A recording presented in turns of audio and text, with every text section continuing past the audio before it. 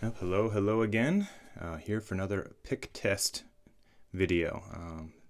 This one is a lot more varied, as you can see. Last time in my first video, I just kind of did the battle of the caisson picks. This time I have a whole slew of different things. They should not be nearly so hard to tell the difference apart. So hopefully I won't have to kind of go back and forth on the little micro passages over and over again. But I should be able to give you a pretty good representation of what a different pick can make the exact same instrument sound like. Again, this is same instrument, same microphone as last time, same distances, part everything, same setup exactly, same strings. So again, for clarification, if you haven't watched the first video yet, these are just straight Diodario uncoated mandolin strings. These are the medium heavy gauge. These are 3 or 4 weeks old. Getting ready to change them, but they still got some life left to them, so they should still work for a video pretty well here. And tonight I have, again, my control pick, the Blue Chip CT55, which is kind of the mandolin standard, middle of the road. Not many people don't like it, I don't think, except for the fact that it's a little pricey and people don't want to lose them, but I don't tend to lose picks very much. I should probably knock on some wood somewhere to make sure I don't lose picks at some point, but include this as my kind of standard reference point. And then again, these picks are a lot more dissimilar than last video. So first one, I have a Thijs van der Harst pick from the Netherlands. This is a 1.5 millimeter thick, a little bit thicker than I usually play with. But I saw it in another test and I heard it, or it sounded pretty good to me there, so I picked one up.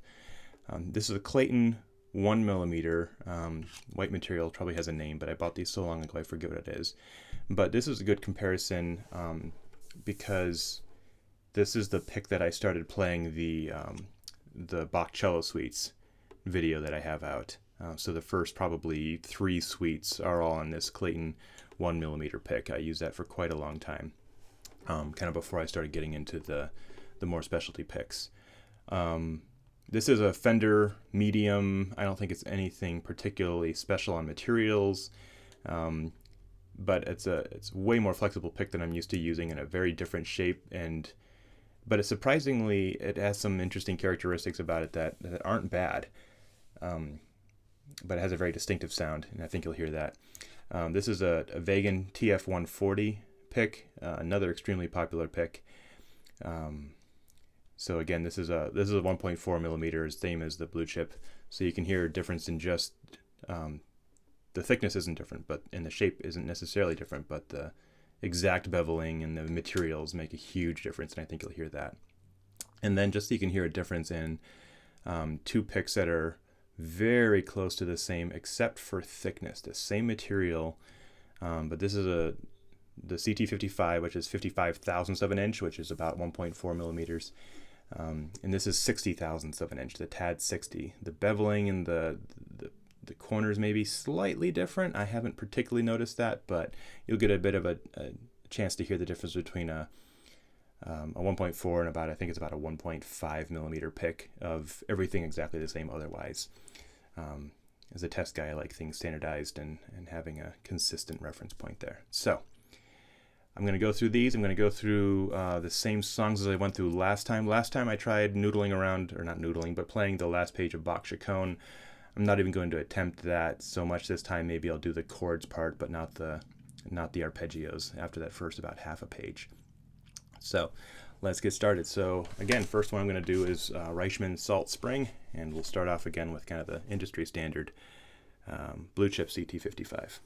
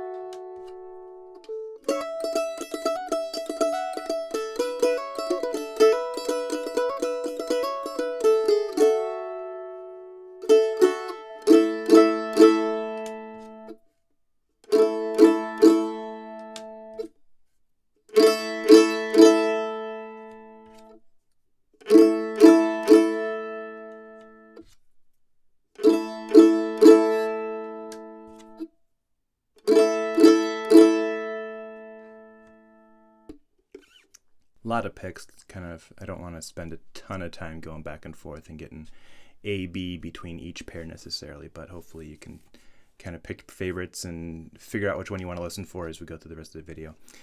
So that again is kind of a loose cross picking kind of song that lets the pick ride around in the fingers a little bit, and you can kind of hear some of the pick noise.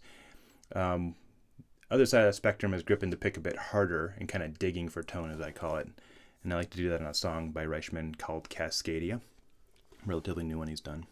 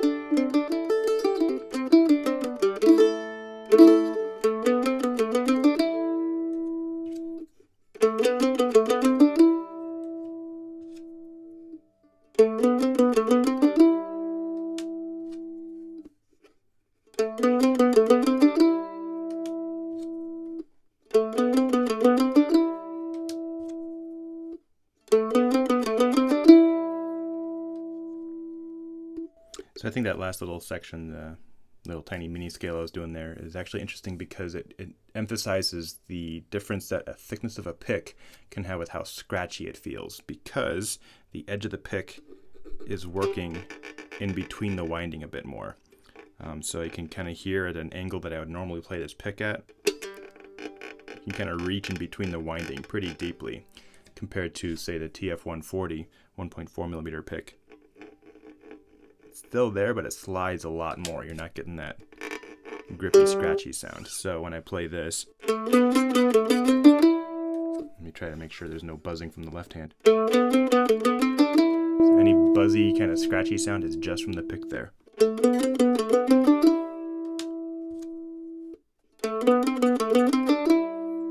So one thing to pay attention to as you play around with picks. Sometimes the thinner ones are nice because you can hold them pretty hard and they'll just flex over the strings. You don't have to worry about grabbing one string and skipping another. But again, you can get into that scratchiness that maybe you like it. I personally don't so much, but there you go.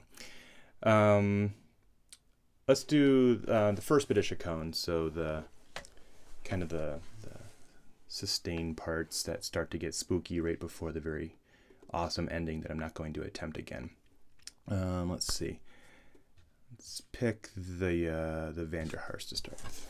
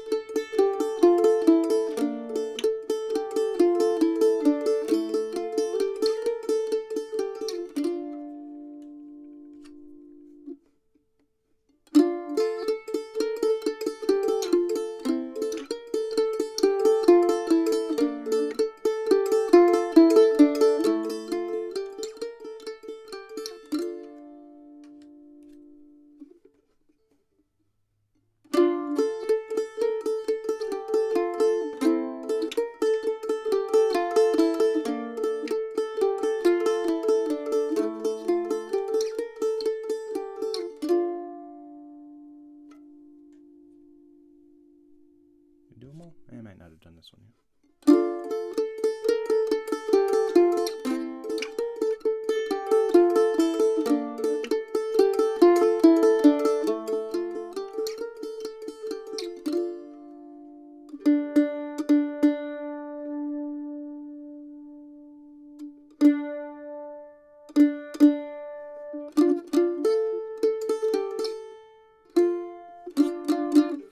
So, one thing I should mention, a caveat, each of these picks feel different in the hand, and after, say, 10 minutes of playing each one, I would end up kind of changing my hand technique a little bit, how I grip it, how hard I pinch on it, what angle I use over the top.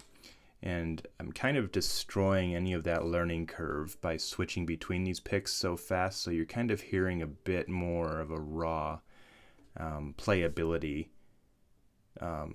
sound than is actually realistic.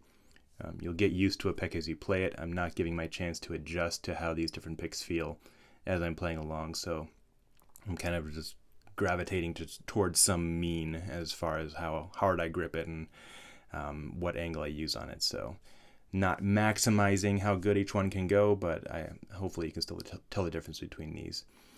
All right, let's do a long string of notes song. Let's do Red Haired Boy again, like I did last video. And again, thing to listen for on this one, as I'm going through the notes really fast, you can start to kind of hear that the pick sound come out, because it happens every note over and over and over, and sometimes you can kind of hear that coming out as you play through the song. So let's see if I can do this a bunch of times without messing up.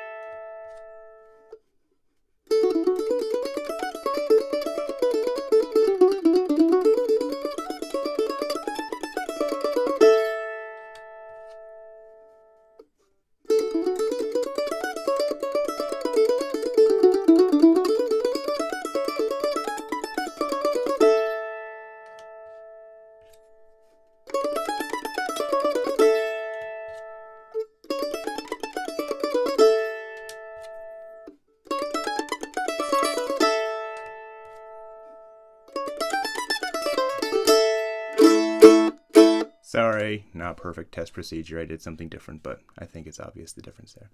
Cool. Alrighty. E major. Let's do the cross picking from Box Violin solo piece there. Again, this is a really quiet passage generally, so I try to put a little bit of expression into it as I go along. So dynamic changes is something to listen to, and also again that kind of pick click as I'm playing through it.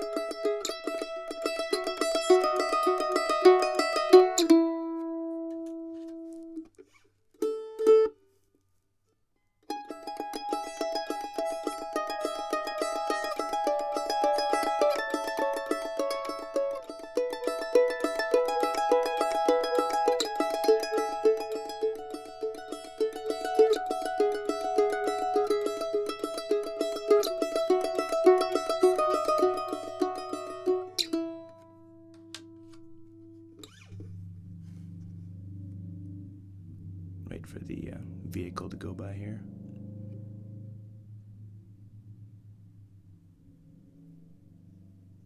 Okay.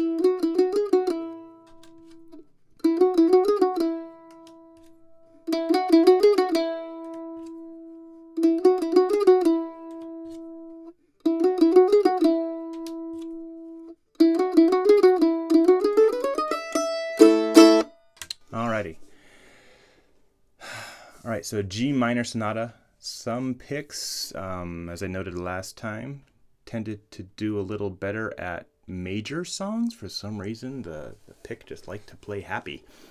And others tend to do better at minor songs. I don't foresee any of these particularly doing well or bad at a minor song. Maybe the Fender, but let's see. Let's see what happens here.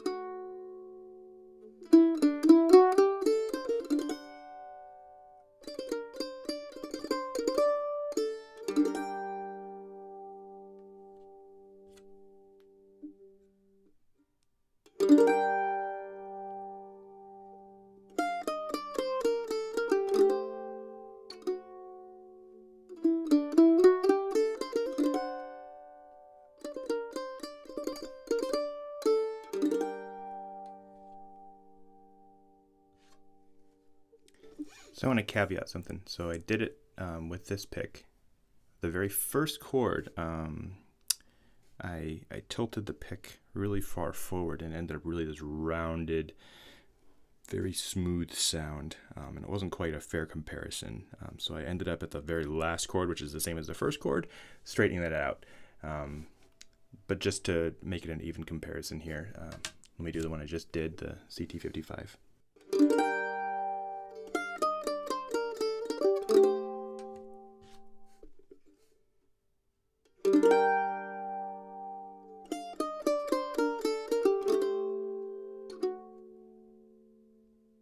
So that time I flattened the pick out an angle to this, or in relation to the string a little bit more. So it picked the chord instead of rolled over it. Kind of, that's the exaggerated version of it, but there's a million versions in there that you can do that make the chord sound different. So there's a lot of variation just depending on exactly how you hold the pick and actually perform the chord that day. All right, so last song, the G minor cello suite, the ending of the prelude. Again, this is kind of a max volume, digging everything you can out of the instrument, overdriving it really hard. And I think you'll hear a good bit of difference between these picks. So go through the order again.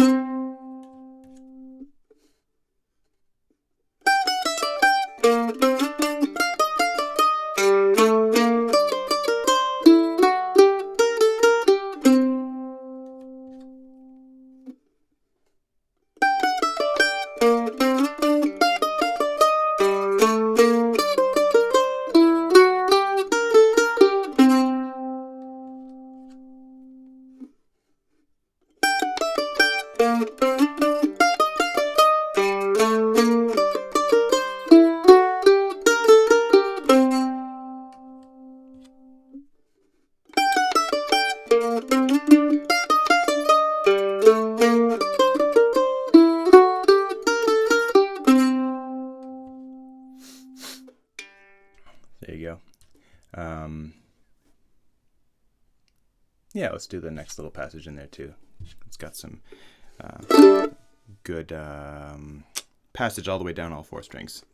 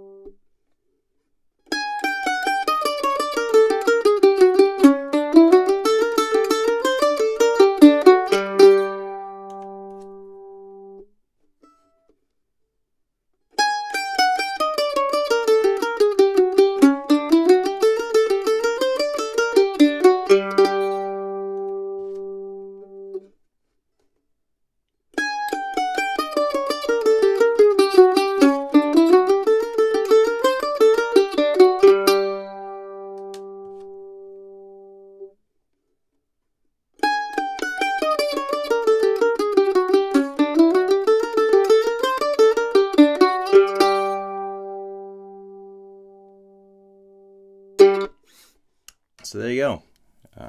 Another 5 new picks plus the standard control pick. Hopefully there's some interesting sounds in there you heard, and if anything, help you think good thoughts. I don't think that sitting here and giving a recommendation of, oh, this is a good pick or that's a bad pick or anything like that is necessarily helpful, but I think sometimes the exploration of the different variables, so like between these two, the thicknesses, that one, how flexible it is, you can kind of hear that, and how even the notes are, kind of no matter what volume I play, and also how thin it is, and you can hear that creaking, scratching sound. A bit of a thicker pick, 1.5 millimeter, kind of similar to this one, but these two are very different materials and bevels. 1 millimeter, kind of more run-of-the-mill pick. So a little bit on the thinner side, a little bit on the sharp pick corner, but not a bad pick. I've played with it quite a lot.